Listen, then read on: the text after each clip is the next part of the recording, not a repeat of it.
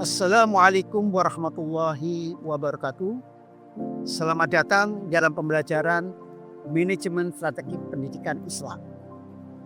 Pada video kali ini, kita akan membahas salah satu komponen penting dalam perencanaan strategis, yaitu analisis lingkungan untuk pengembangan pendidikan Islam. Tujuan pembelajaran kali ini adalah siswa diharapkan mampu menganalisis pengaruh lingkungan internal dan eksternal terhadap strategi pengembangan pendidikan Islam. Saudara, pendidikan Islam merupakan bagian integral dari sistem pendidikan nasional yang memiliki tanggung jawab strategi dalam membentuk karakter bangsa yang religius, toleran, dan berkeadaban. Dalam dunia yang terus berubah, lembaga pendidikan Islam tidak bisa lepas dari pengaruh lingkungan. Lingkungan mencakup semua faktor yang mempengaruhi strategi dan arah kebijakan lembaga pendidikan itu sendiri. Oleh karena itu, analisis lingkungan menjadi penting sebagai dasar dalam merumuskan arah kebijakan dan strategi pengembangan pendidikan Islam yang adaptif, responsif, dan berkelanjutan. Kita membagi lingkungan menjadi dua jenis utama. Satu, lingkungan internal. Dua, lingkungan eksternal. Lingkungan internal seperti budaya organisasi, kualitas SDM, sarana dan prasarana, dan gaya kepemimpinan sangat mempengaruhi keberhasilan pendidikan Islam. Kita menyaksikan banyak lembaga masih menghadapi keterbatasan guru profesional, manajemen yang lemah, infrastruktur yang terbatas, serta kepemimpinan yang tidak akomodatif. Kepemimpinan yang visioner dan transformatif dibutuhkan untuk mengatasi tantangan ini secara strategis dan mampu menyelaraskan potensi internal dengan tantangan eksternalnya. Lingkungan eksternal, pendidikan Islam dipengaruhi oleh faktor seperti sosial budaya, ekonomi, politik, teknologi, dan regulasi.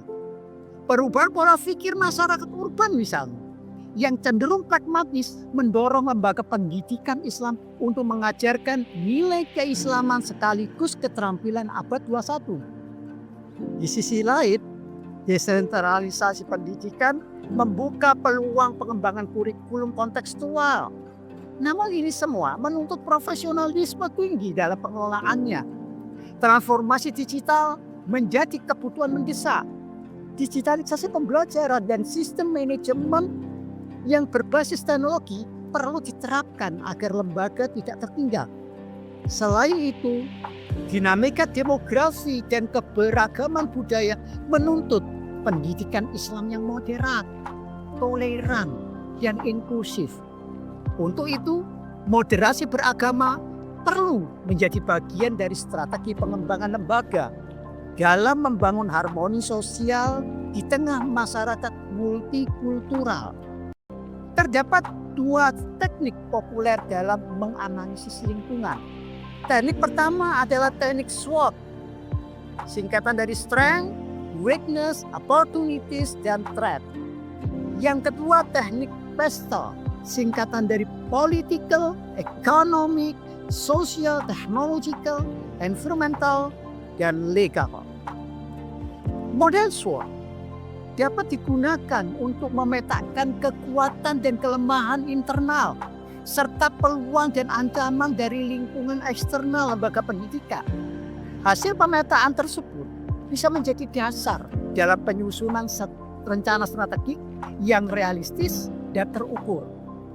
Selain SWOT, pendekatan analisis PESTEL, politik, ekonomi, sosiokultur, teknologi, legal, and environment juga dapat memperkaya perspektif dalam membaca dinamika eksternalnya. Pendidikan Islam tidak dapat berjalan dalam ruang hampa, melainkan harus menjadi aktor aktif dalam merespon isu-isu strategis seperti radikalisme, krisis moral, kesenjangan sosial, dan degradasi lingkungan hidup. Kita bisa menyusun strategi pengembangan pendidikan Islam yang tepat. Satu, menyesuaikan kurikulum dengan era digital. Dua, menguatkan identitas keislaman yang moderat. 3. Membangun kemitraan strategis dengan komunitas. Dengan memahami lingkungan secara mendalam, lembaga pendidikan Islam bisa adaptif, inovatif, dan relevan. Analisis lingkungan adalah langkah awal untuk melakukan perencanaan yang strategis dan berkelanjutan. Mari kita jadikan lembaga pendidikan Islam sebagai pusat pembelajaran yang unggul. Tugas Anda minggu ini, lakukan secara individu observasi terhadap satu lembaga pendidikan di lingkungan Anda dan lakukan analisis SWOT atau PESTEL berdasarkan temuan Anda. Sampai jumpa di pertemuan berikutnya. Wassalamualaikum warahmatullahi wabarakatuh.